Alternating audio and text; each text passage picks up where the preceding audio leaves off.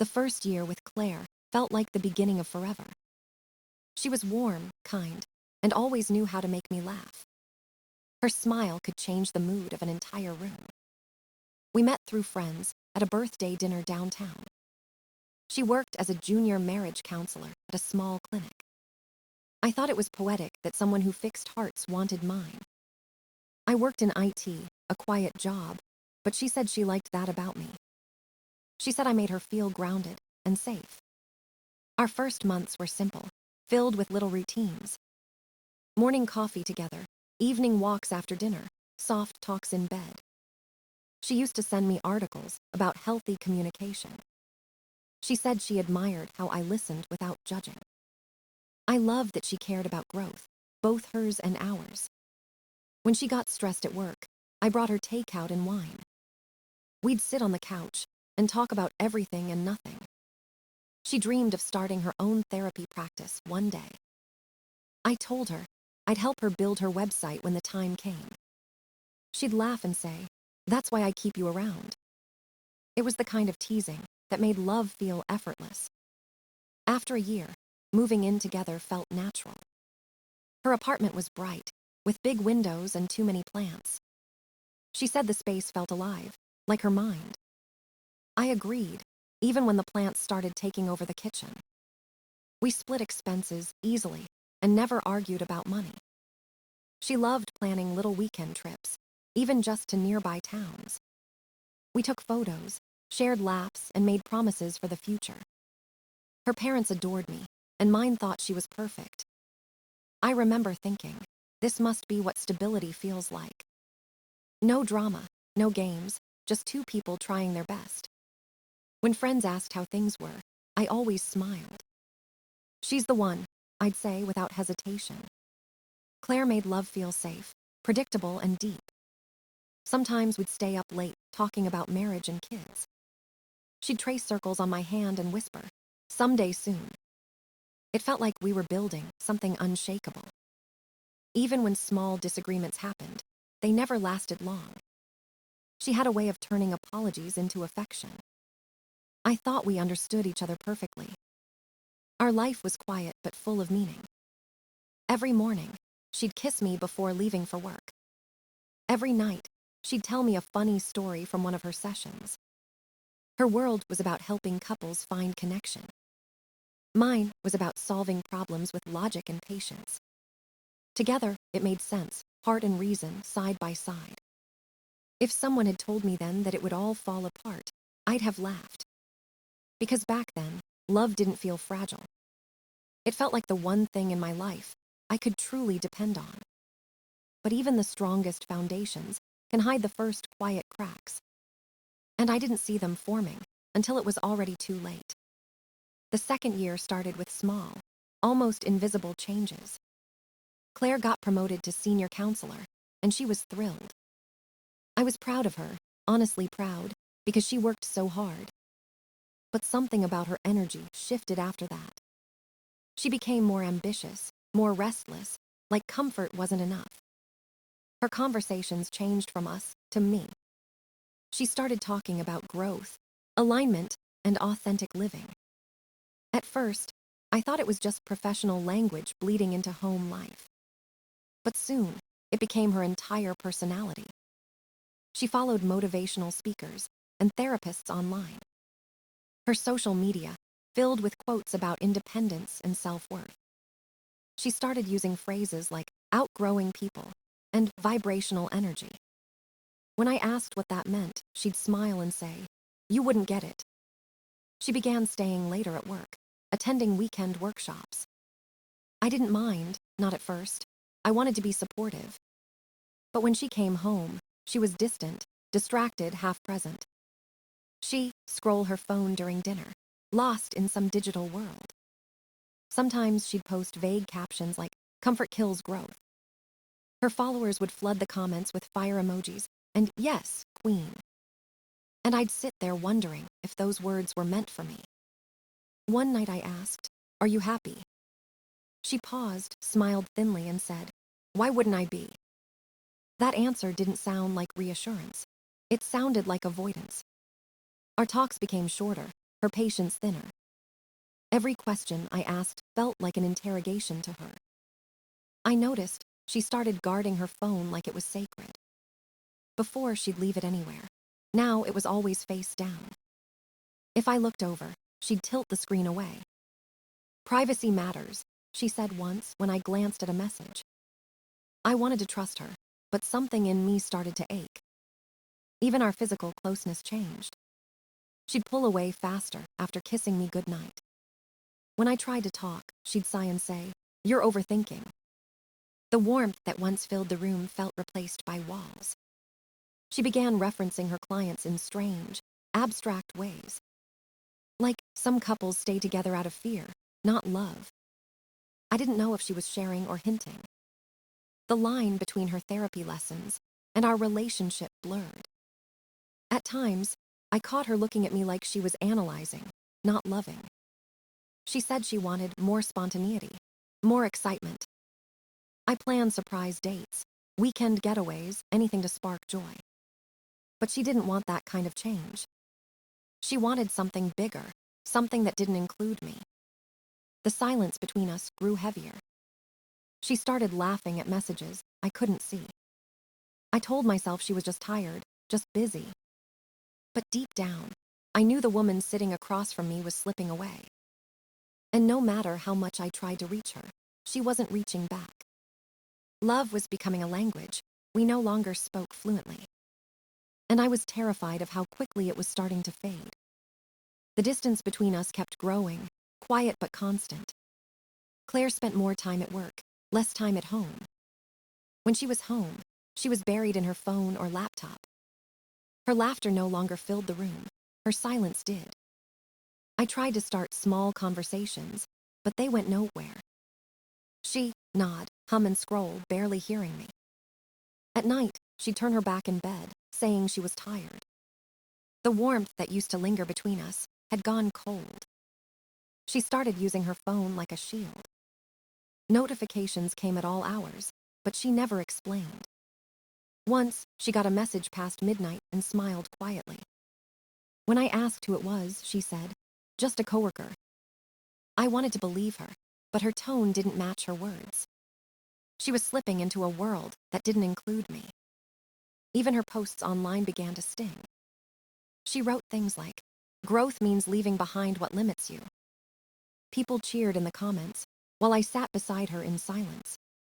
I felt like I was watching my relationship dissolve in real time. The woman who taught couples about honesty couldn't give me any. I started questioning everything. Was I not enough? Was I holding her back? I asked her if she wanted to talk about us.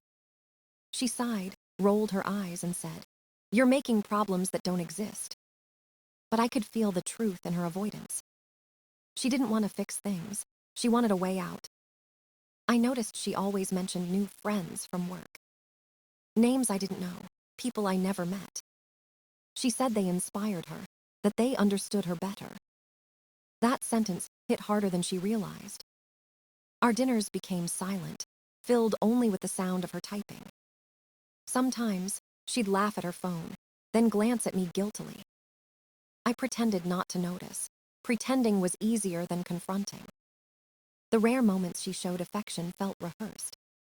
Like she was playing the role of a girlfriend, not being one. I missed the way she used to look at me.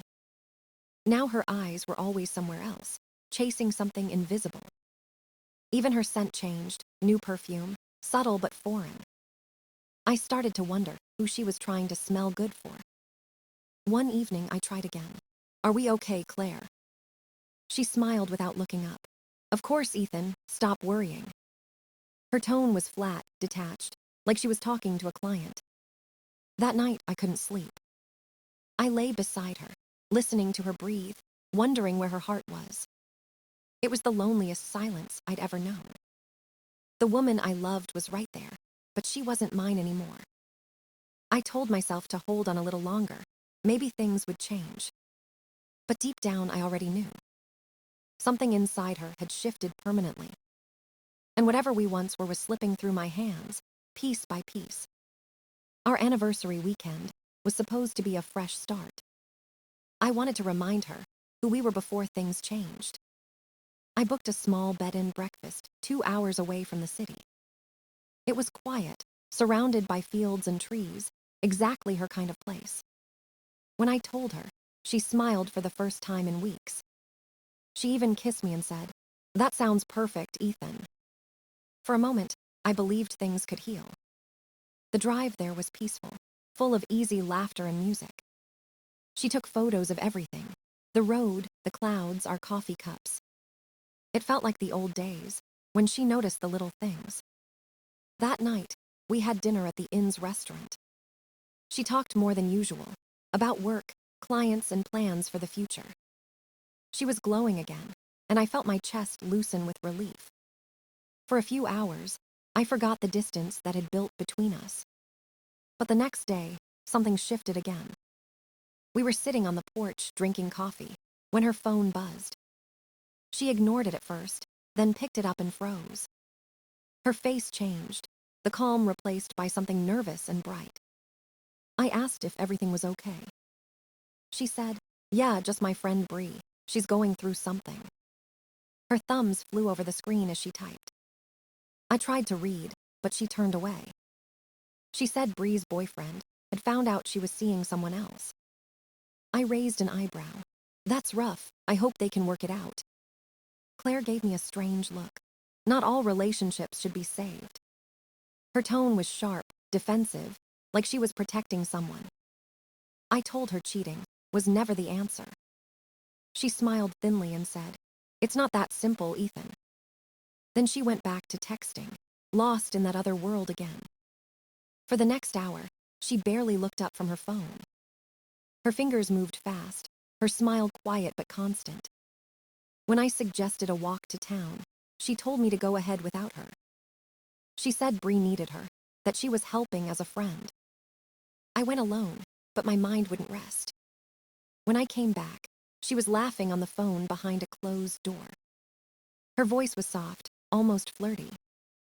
I stood there for a minute, feeling my stomach twist. That night at dinner, she couldn't stop talking about following your heart. She said people judge others too quickly for wanting happiness. Her words felt rehearsed, like she was convincing herself. When we went to bed, she stayed up scrolling until after midnight. I saw her reflection in the mirror, the glow of messages lighting her face. The next morning, she was distant again, barely speaking. She asked to leave early, saying Bree needed another call. I didn't argue. I was too tired to pretend anymore. On the drive home, she smiled at her phone the entire time. I drove in silence, feeling the weight of a truth I didn't want to face. Whatever connection she was chasing, it wasn't with me anymore. And by the time we reached home, I already knew it was over. That afternoon, everything finally made sense. After we got home, Claire went straight to the bedroom to call Bree. I could hear her laughing through the door, soft and breathless. It wasn't the sound of someone comforting a friend. It was the voice of someone falling for someone else. I sat in the living room, staring at my hands, trying not to listen. Every minute felt longer than the last. When she came out, she was glowing like nothing was wrong. She said she was going out for coffee with Bree. I asked, "Why would you meet in public if she's hiding an affair?" Her eyes flickered for half a second before she smiled. "Sometimes it helps to talk face to face," she said quickly. She dressed up in a floral dress and the jewelry I bought her. I told her she looked nice. She replied, "I just want to feel good when I'm helping someone." Then she left, leaving me alone with the silence she created. I sat on the couch, scrolling through my phone in frustration. When I opened Instagram, her new post appeared at the top. It was a photo from our weekend, both of us on the porch smiling. But the caption hit me like a knife to the chest. "Cheating isn't wrong if you're not happy. Life's too short to settle." I read it over and over, thinking it must be a mistake. But no, the words were clear, deliberate, and cruel. Her friends filled the comments with heart emojis and praise. One man wrote, "Finally someone gets it." It was the same name she'd mentioned before, Ryan. My heart went still as everything connected in my head. The late nights, The hidden phone, the distant tone. She wasn't comforting a friend. She was justifying her own betrayal. I took screenshots of everything, the post, the comments, the likes. Then I remembered her clinic's ethics policy. As a marriage counselor, she wasn't allowed to promote infidelity. I opened her workplace website and found the HR contact. I wrote an anonymous report with the screenshots attached. I didn't mention her name, just that a counselor was endorsing cheating. It wasn't revenge. It was the truth catching up to her. That night, she texted saying she'd be home late again. I just typed, "Okay," and turned off my phone. The next morning, she was gone before sunrise. By the afternoon, she texted, "Something happened, can you come home?" When I walked in, she was crying at the kitchen table. "They fired me," she said, shaking. "Someone reported my post to HR. She said it was unfair, that she was punished for expressing herself." I acted surprised, but inside I felt only cold clarity. Not once did she say she was wrong. Not once did she think about how I felt. She was worried about her reputation, not her lies. She called her job toxic and blamed others for judging her. But deep down, I knew the truth. She wasn't the victim of her choices. She was the author of them. And for the first time, I stopped feeling sorry for her at all. That night, the air in the apartment felt heavy. Claire sat on the couch, surrounded by papers and tissues. She kept saying the same thing. "They ruined my life." I listened quietly, my hands folded, my mind elsewhere. She never once mentioned the damage she'd done to me. Her tears were for her job, not for our relationship. When she calmed down, I asked a simple question. "Who's Ryan?" She froze like I'd spoken a secret out loud. Her eyes darted away, and her breathing changed. "What do you mean?" she said softly. "The guy who commented on your post," I replied. "The one who said, 'Finally someone gets it.'" Her silence was an answer, long before her words came. "He's just a friend from one of my workshops," she whispered. I stared at her and said, "You mean the man you've been calling Bree?" Her face went pale. She tried to deny it, then broke down crying. "It's not what you think," she said over and over. I told her to tell me the truth, just once. She finally confessed that she'd met Ryan months ago. They started talking about relationships, life, and emotional connection. She swore it wasn't physical, just deep conversations and mutual growth. I asked, "Did you fall in love with him?" She looked at me, tears streaming, and didn't answer. That silence said everything. She said he made her feel seen, understood, alive. I told her she could have said that to me instead of lying. She said she was confused, that she didn't mean to hurt me. But people who are confused don't post public justifications for betrayal. They don't risk their careers to feel understood. I told her it was over. She begged me not to make a mistake we'd both regret. She said, "We can fix this, Ethan. We're stronger than this." I shook my head. "No, Claire, you made sure we're not." She cried harder, saying she'd delete her social media, block him, start over. But I couldn't unsee who she'd become. She built an entire philosophy around hurting me. I told her to find somewhere else to stay by the end of the week. The next few days were chaos. She swung between apologies and anger. One minute she said she loved me. The next, she accused me of sabotaging her career. She said my jealousy had pushed her away. I didn't argue. I'd already stopped caring. When she packed her last box, she stood in the doorway crying. "You're going to regret this," she said. I told her, "The only thing I regret is believing you were who I thought." She left without looking back. Months passed. I heard through friends that Ryan went back to his girlfriend. Claire never found another counseling job. Her name became a warning story in her profession. The last time I saw her, she looked lost, smaller somehow. She said she never meant for it to end this way. Maybe she believed that. But love without honesty isn't love. It's just loneliness dressed as freedom. It's been 3 months since she left. The apartment feels lighter, quieter, almost peaceful. I stopped checking her social media weeks ago. There's no need to watch someone destroy themselves. Sometimes, I still think about the way she used to smile. But now I know that smile hid too many lies. She lost her job, her reputation, and her version of love. I lost my trust, but not my sense of who I am. The pain faded slowly, replaced by clarity. I learned that love isn't about fixing broken people. It's about building something honest with someone who chooses you. When I saw her at the grocery store, she looked like a ghost. She tried to talk, but there was nothing left to say. I told her I hoped she'd find peace someday. She said she never meant to hurt me. Maybe that was true, but it didn't matter anymore. Some things can't be undone, only outgrown. As I walked away, I felt lighter than I had in years. Because sometimes letting go isn't losing. It's finally choosing yourself.